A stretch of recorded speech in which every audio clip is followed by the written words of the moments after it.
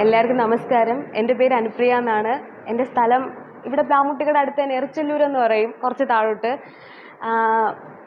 എനിക്ക് Alappuzha LDC 219ാമത്തെ റാങ്കാണ്. Registration ഡിപ്പാർട്ട്മെൻറ്റാണ് കിട്ടിയത്.